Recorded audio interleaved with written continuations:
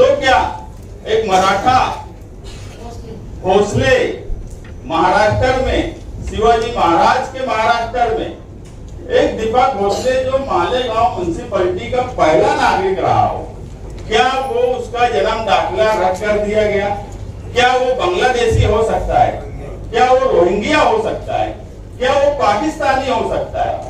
तो ये नायब तहसीलदार की सिग्नेचर है, जिसको वो बोलता है कि ये मेरी सिग्नेचर नहीं है। मुझे बताया जाए कि कोई अरीजेदार ये 1044 इस तरह की सिग्नेचर कर सकता है क्या? कोई दुनिया में इतना माहिर हो सकता है कि 1044 पे अलग अलग लोग, हेल्थ ऑफिसर अलग साइन, उनके अरीजे पे डुप्लीकेट साइन कर ले, मैं डुप्लीकेट साइन कर लूं और सबका स्ट्रोक इसी तरीके का हो, ये मुमकिन है क्या? ये पहली नजर में ही ये समझ में आता है कि ये साइन तहसीलदार की ही है। और इस साइन को, जिसपे 2416 दाखिले हमने दिए हैं, जिसको माना जा रहा है कि आदेश आया है, यही वो भी साइन है तहसीलदार की, नायब तहसीलदार की। मुझे बताइए कि इसमें कौन से स्ट्रोक में फर्क है? कौन बोल सकता है कि ये स्ट्रोक, ये हैंड कोई और हाथ का है और ये हैंड कोई और हाथ का है? आपका इख्तियार, आपका पावर इस शहर के लिए होना चाहिए। इस शहर के 3460 जन्म दाखिले में बच्चे, माए, बहने, हिंदू, मुस्लिम, सबके लिए आपका पावर इस्तेमाल होना चाहिए। इसलिए महापौर साहिबा आपकी अध्यक्षता में एक कमेटी बनाइए और ये 3460 लोगों का मसला आप हल कीजिए। यही मालेगांव शहरियान आप मुस्लिम बनाए बैठे हैं, यही हम Malegaon secular front, Islam party, Samajwadi party, Congress party, और मैं मानता हूं कि एमआईएम और शिवसेना, बीजेपी भी ये चाहेंगे कि 315 बच्चों की जिंदगी खराब ना हो। शुक्रिया। ये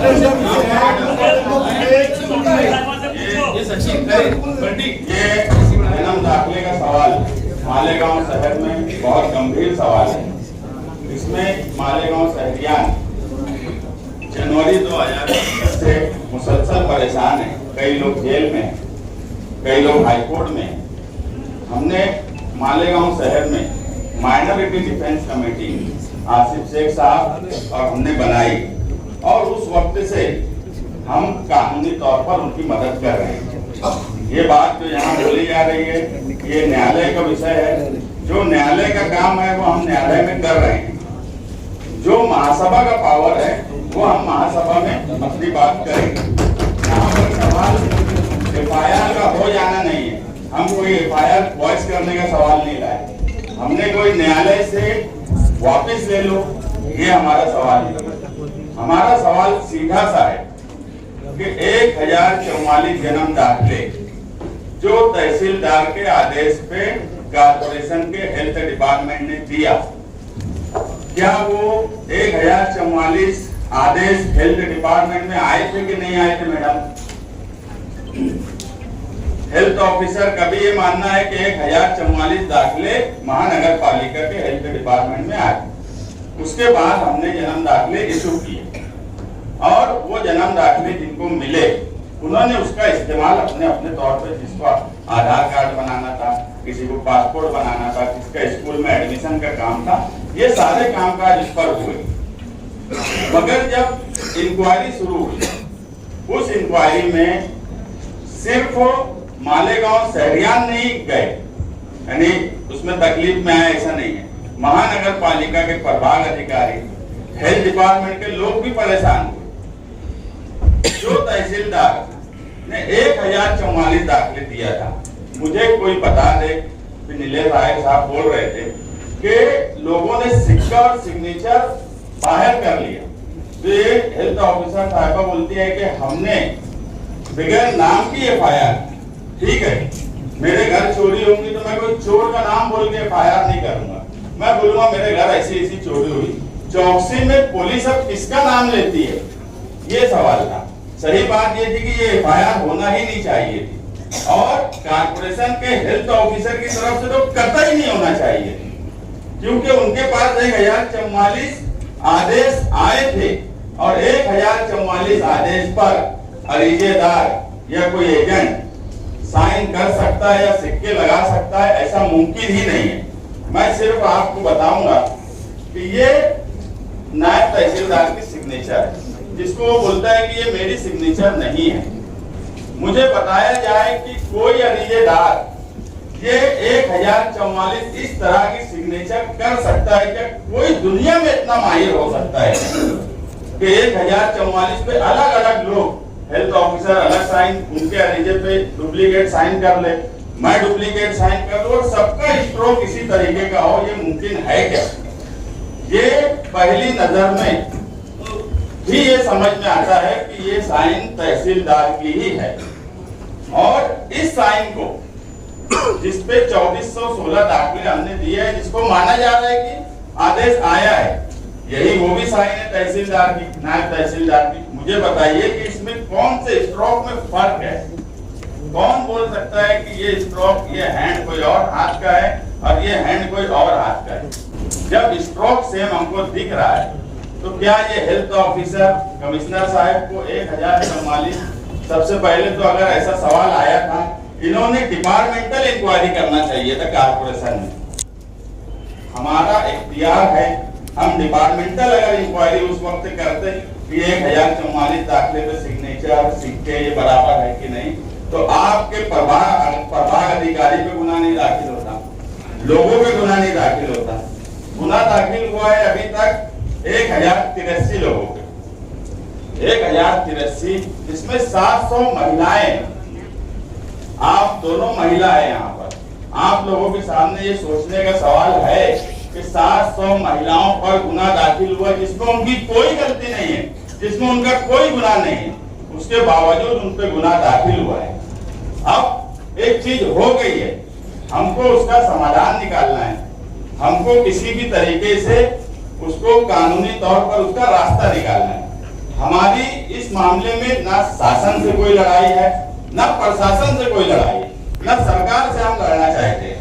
हम सिर्फ इंसाफ के लिए 1044 लोगों के साथ अगर नाइंसाफी हुई है, उसमें सिर्फ वो मुसलमान है ऐसा नहीं है, दूसरे मजाहिब के लोग भी उस 1044 में जिनसे गुनाह दाखिल हुआ है, वो भी आसिफ शेख साहब और हमारे पास वो लोग भी आ रहे हैं, हम उनकी भी मदद कर रहे हैं। बोलने का मतलब ये है कि अगर प्रथम देखने पे ही ये लगता है कि ये साइन तहसीलदार की है, तो मेरी तजवीज ये है कि ऑथोराइज्ड हैंड राइटिंग एक्सपर्ट के पास 1044 जो दाखिले आदेश दिए गए हैं, वो आदेश ऑथोराइज्ड हैंड राइटिंग एक्सपर्ट के पास भेजा जाए और वो सिग्नेचर वेरीफाई होकर आ जाए।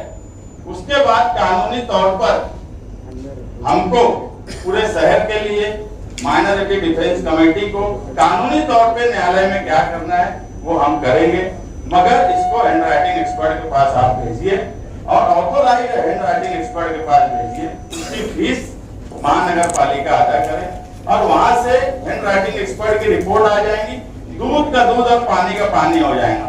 एक ही आरोपी इसमें हो सकता है, वो सिर्फ और सिर्फ नायब तहसीलदार, और 1044 लोग आरोपी हो ही नहीं सकते और तहसीलदार को गुनाह दाखिल होना चाहिए।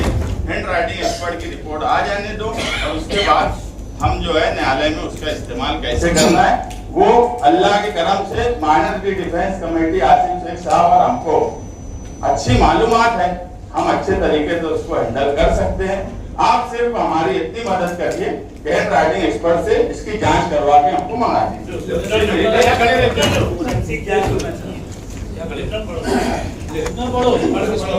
प्राप्त झालेली आहे। सूचक अन्सारी मोहम्मद असलम खलील अहमद, अनुमोदक मोहम्मद मुस्तकीम मोहम्मद मुस्तफा। मालेगाव महानगरपालिका आरोग्य विभागाने दप्तरी नोंद असलेले 1044 जन्म प्रमाणपत्र रद्द केलेले असल्याने या सर्व 1044 जन्म प्रमाणपत्र नोंदणीसाठी मान्य तहसीलदार, सहाय्यक तहसीलदार मालेगाव यांच्याकडून प्राप्त आदेशावर असलेले स्वाक्षरी तसेच जन्म प्रमाणपत्र रद्द करण्यापूर्वी प्राप्त मान्य तहसीलदार, सहाय्यक तहसीलदार यांचे आदेशावर स्वाक्षऱ्या हे 2 सह्यांचे नमुने मान्य शासनास अधिकृत सेक्टर तज्ञ हँडरायटिंग एक्सपर्ट यांच्याकडून त्वरित पाठविण्यात यावं। तसेच जन्म नोंद असलेल्या नागरिकांच्या पालकांना नाव नोंदणीसाठीची थांबलेली प्रक्रिया पुन्हा सुरू व्हावे म्हणून मनपा प्रशासनाने त्वरित कारवाई करून तसा अहवाल मान्य महापौर कार्यालयास कळविण्यात यावा। जो है वो भी जन्म दाखिले का ही सवाल है और 3460 2024-25 में तहसीलदार जो आदेश देता था उस आदेश पर तहसीलदार के आदेश पे महानगर पालिका जन्म दाखिले दिया करती थी। 24-25 जनवरी में कुछ लोगों ने मालेगांव शहर पर झूठा इल्जाम लगाया कि यहाँ पे बांग्लादेशी और रोहिंग्या रहते हैं। वो इल्जाम बिल्कुल बेबुनियाद था। उस पर सरकार ने इंक्वायरी करवाई, लेकिन हमारी मालूमात में ऐसा कोई रोहिंग्या बांग्लादेशी 3460 में नहीं मिला और 3460 जन्म दाखिले को रद्द करने की बात सिर्फ इसलिए की गई कि नायब तहसीलदार ने वो जन्म दाखिले आदेश इशू किए। नायब तहसीलदार को ना मैंने, ना आपने, ना किसी अरीजादार ने उसको पावर नहीं दिए थे कि वो आदेश दे। ये पावर देने का काम तहसीलदार ने किया था।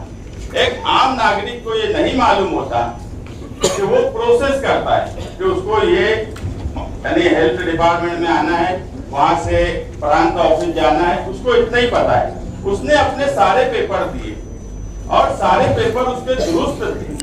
किसी में 19-20 का प्रॉब्लम हो सकता कि पेपर में 19-20 का मसला हो सकता, मगर सिर्फ ये बोल के जन्म दाखिले को रद्द कर देना कि नायब तहसीलदार को ये पावर नहीं था इसलिए जन्म दाखिले रद्द कर दिए गए।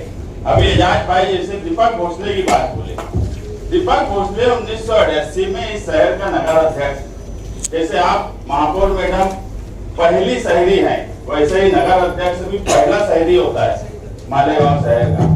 तो क्या एक मराठा भोसले महाराष्ट्र में, शिवाजी महाराज के महाराष्ट्र में एक दीपक भोसले जो मालेगांव म्युनिसिपैलिटी का पहला नागरिक रहा हो, क्या वो उसका जन्म दाखिला रद्द कर दिया गया? क्या वो बांग्लादेशी हो सकता है? क्या वो रोहिंग्या हो सकता है? क्या वो पाकिस्तानी हो सकता है? या क्या ऐसा आदमी जो एजुकेटेड है, उनकी बीवी वकील हो, क्या ऐसा आदमी वो डिप्टी महापौर यहाँ रह चुकी है, क्या ऐसा आदमी कागज पत्तर भुगत दाखिल कर सकता है क्या? ऐसे कई उदाहरण इन पेपर्स में हमारे पास है। हमने 3460 जन्म दाखिले माइनॉरिटी डिफेंस कमेटी ने अपनी अपने ऑफिस में, कुछ लोगों ने आसिफ शेख साहब के पास, कुछ लोगों ने हमारे पास, वो सारे पेपर से लाकर दिए। उसमें हमको कहीं से ऐसा नहीं लगता कि वो फॉर्जरी या कोई गलत तरीके से पेपर सबमिट किए हैं। अगर उन्होंने अपने पेपर से दिए हैं तहसील ऑफिस में और वो पेपर आज भी तहसील ऑफिस में है, हो सकता है हेल्थ डिपार्टमेंट में भी आए हो, मुझे उसका इल्म नहीं है, वो हेल्थ ऑफिसर हमारी बताएंगी, मगर तहसील ऑफिस में वो सारे 3460 लोगों के पेपर्स मौजूद हैं। उसमें 315 बच्चे हैं जिनके स्कूल में एडमिशन का सवाल है। कुछ लोगों ने एडमिशन ले लिया है, सीनियर केजी और जूनियर केजी, सीनियर केजी से जूनियर केजी में आ गए हैं। कुछ लोग इस साल फर्स्ट क्लास में जाने वाले हैं। हमने जूनियर केजी और सीनियर केजी में तो स्कूलों में हमने ये बात की कि अभी जन्म दाखिले अगर रद्द हुए हैं तो हम आपको फर्स्ट क्लास में जाने से पहले वो जन्म दाखिले हम स्कूल में उन बच्चों को कोशिश करेंगे बनाकर देते। मगर अब वो अप्रैल से पहली क्लास में जब जाएंगे तो कायदे से उनको जन्म दाखिला नहीं दिया गया तो उन बच्चों का एडमिशन रद्द कर दिया जाए। उनकी पूरी जिंदगी जो हिंदुस्तान में पैदा हुए, जो मालेगांव शहर में पैदा हुए, जिनके पास टोटल प्रूफ है, उनकी पूरी जिंदगी एजुकेशन उनका खराब होगा, इसका जिम्मेदार कौन होगा? हेल्थ डिपार्टमेंट होगा, तहसीलदार होगा। तो ऐसे वक्त में अगर 315 बच्चे जो एडमिशन की लटकती तलवार है, ये हॉल में बैठे हुए 84 कारपोरेटर और प्रशासन, इन्होंने ईमानदारी से ये बात बोलना कि क्या उन बच्चों का, अगर इस विषय पे पूरा हॉल साथ में नहीं है तो तो क्या उन बच्चों का एडमिशन रद्द कर दिया जाए, वो एजुकेशन से महरूम हो जाए, क्या उनका किया जाए, ये एक अहम सवाल है। उसके बाद कई लोगों ने अलग अलग आधार पे अपने दूसरा कामकाज पे इस्तेमाल किया, तो क्या उनको जन्म दाखिला दोबारा नहीं मिलना चाहिए क्या? अगर उनके पेपर्स पे कोई क्यूरी बताई जाती या उनके पेपर गलत बताकर रद्द कर दिए जाते तो हम उसको सही पेपर की मदद करते, मगर सिर्फ नायब तहसीलदार के आदेश पे रद्द करना ये अन्याय है, ये न्याय नहीं है। मैं इस मामले में महापौर साहिबा से गुजारिश करूंगा कि आपकी अध्यक्षता में आप 7 लोगों की एक कमेटी बनाइए, उसमें हेल्थ ऑफिसर को लीजिए और इस मामले में 1 महीने के अंदर वो कमेटी तहसीलदार से और जिनसे भी कानूनी तौर पर विधि डिपार्टमेंट अपना महानगर पालिका का है, आयुक्त साहब है, कानूनी तौर पर उनको जन्म दाखिला किस तरीके से वापस दिया जा सकता है। अगर ऐसा लगता है कि दीपक भोसले का पेपर हम देखें और हमको ये लगता है कि दीपक भोसले साहब ने कोई पेपर में कोई कमी रखी है तो उनको मौका दे दो वो पेपर वापस देने का, मगर जन्म दाखिला ही सिरे से रद्द कर देना ये इंसाफ नहीं हो सकता। इसलिए 3460 मालेगांव शहरियान पर, जिसमें प्रभाग 1 के भी जो नदी के उस पार का हिस्सा है जहाँ हिंदू भाई बहनें हमारी बड़ी तादाद में रहती है, उनका भी बहुत बड़ा हिस्सा इसमें है। अगर कोई ये बोले कि न्यायालय में है ये ऐसा है तो उसको कानूनी समझ ही नहीं है, मैं ऐसा मानता। अगर न्यायालय में है, हम ना न्यायालय में रहने वाले किसी प्रकरण पे हस्तक्षेप कर रहे हैं, ना ही हम ऐसा कोई काम कर रहे हैं जो गैर कानूनी हो। आपका इख्तियार, आपका पावर इस शहर के लिए होना चाहिए। इस शहर के 3460 जन्म दाखिले में बच्चे, माए, बहनें, हिंदू मुस्लिम सबके लिए आपका पावर इस्तेमाल होना चाहिए। इसलिए महापौर साहिबा आपकी अध्यक्षता में एक कमेटी बनाइए और ये 3460 लोगों का मसला आप हल कीजिए। यही मालेगांव शहरियान आप तस्वीर बनाए बैठे हैं, यही हम Malegaon secular front, Islam party, Samajwadi party, Congress party और मैं मानता हूं कि एमआईएम और शिवसेना, बीजेपी भी ये चाहेंगे कि 315 बच्चों की जिंदगी खराब ना हो। शुक्रिया। दरअसल